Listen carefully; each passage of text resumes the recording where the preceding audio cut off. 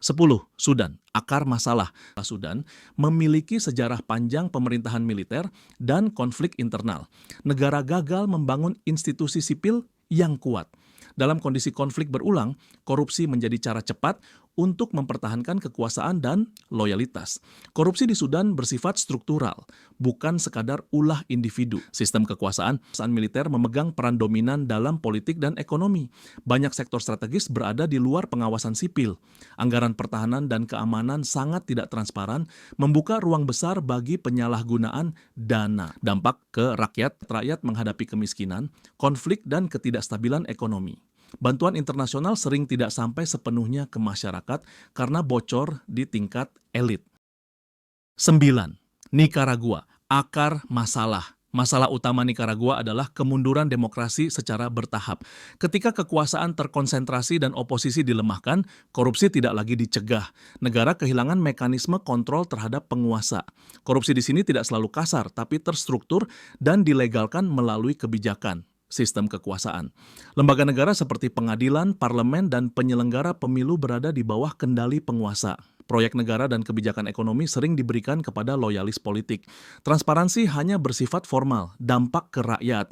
Kepercayaan publik runtuh. Rakyat sulit membedakan antara kepentingan negara dan kepentingan elit. Dana publik bocor, layanan sosial melemah, dan ruang kritik menyempit. 8. Guinea Khatulistiwa, akar masalah. Ekuatorial Guinea mengalami apa yang disebut kutukan sumber daya alam. Uang minyak datang sangat cepat, sementara institusi negara sangat lemah. Ketika uang besar masuk ke sistem yang rapuh, korupsi hampir pasti terjadi. Negara gagal membangun mekanisme transparansi sebelum kekayaan mengalir deras. Sistem kekuasaan. Kekuasaan ekonomi dan politik terkonsentrasi pada satu keluarga dan lingkaran elitnya.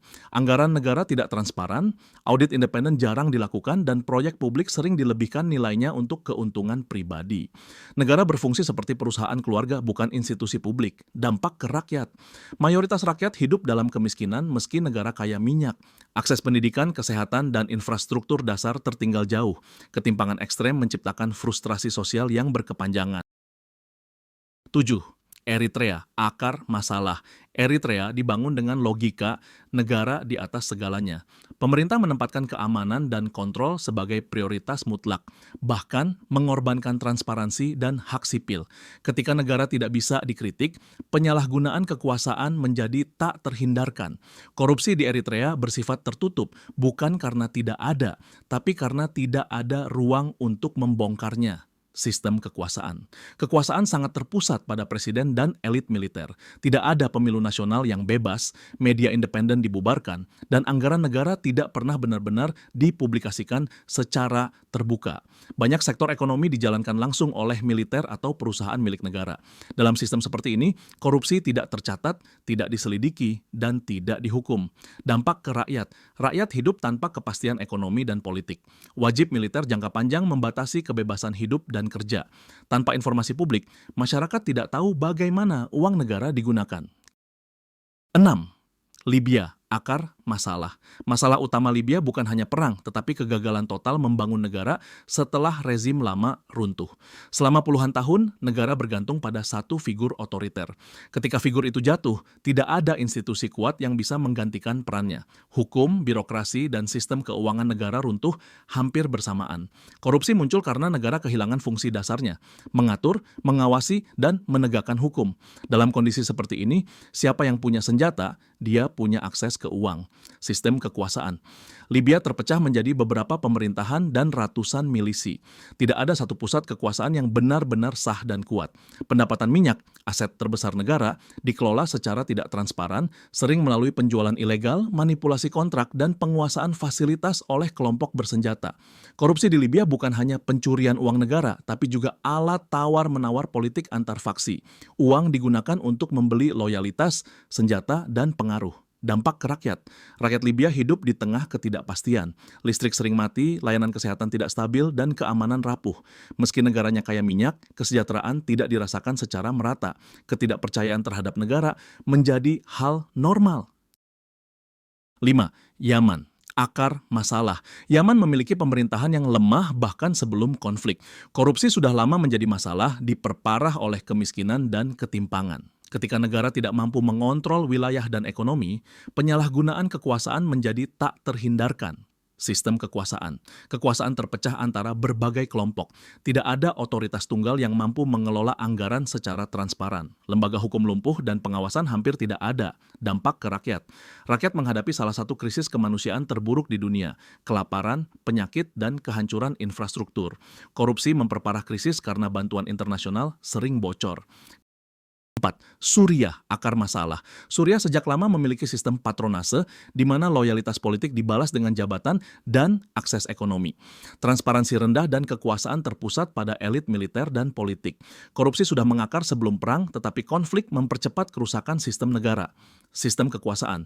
Militer dan kelompok elit mengontrol sektor ekonomi utama. Proyek negara, izin usaha, hingga distribusi bantuan dikendalikan oleh jaringan kekuasaan. Tidak ada mekanisme pengawasan independen yang efektif. Dampak ke rakyat. Rakyat menghadapi kemiskinan, pengungsian, dan kehancuran layanan publik. Bantuan kemanusiaan sering tidak sampai secara utuh karena diselewengkan di tingkat elit. 3. Venezuela. Akar masalah. Venezuela terlalu bergantung pada minyak sebagai sumber pendapatan. Ketergantungan ini diperparah oleh lemahnya institusi demokrasi dan pengawasan.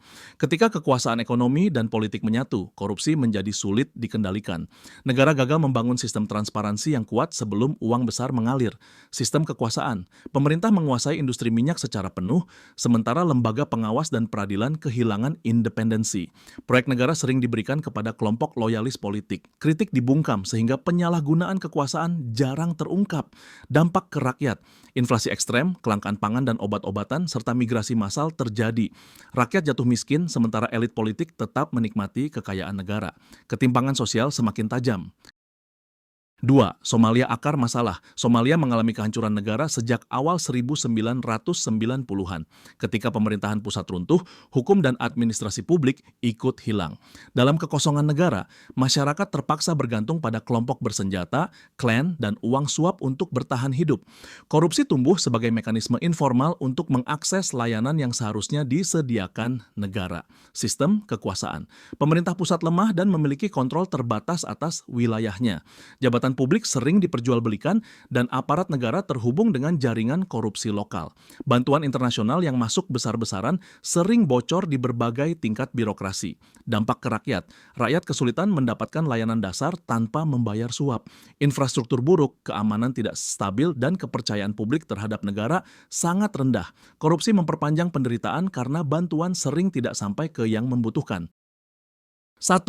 Sudan Selatan. Akar masalah. Sudan Selatan lahir sebagai negara baru pada 2011 tanpa fondasi institusi yang kuat. Sejak awal negara ini dibangun di atas kompromi elit politik dan militer, bukan sistem hukum yang mapan. Banyak pejabat negara adalah mantan komandan perang, sehingga budaya kekuasaan lebih mengandalkan senjata daripada aturan hukum. Korupsi muncul bukan sebagai penyimpangan, tetapi sebagai kelanjutan logika perang. Siapa berkuasa, dia berhak atas sumber daya. Sistem kekuasaan. Kekuasaan sangat terpusat pada elit politik dan militer. Pendapatan utama negara dari minyak dikelola tanpa transparansi dan hampir tidak pernah diaudit secara independen. Lembaga pengawas lemah, pengadilan tidak independen, dan pejabat tinggi nyaris kebal hukum. Jabatan publik sering dijadikan alat balas jasa politik, bukan amanah pelayanan. Dampak ke rakyat. Rakyat hidup dalam kemiskinan ekstrem meski negara memiliki sumber daya besar. Kelaparan, krisis kesehatan, dan pengungsian massal terjadi secara luas. Dana publik yang seharusnya digunakan untuk pendidikan dan layanan dasar justru mengalir ke elit, memperlebar jurang ketimpangan.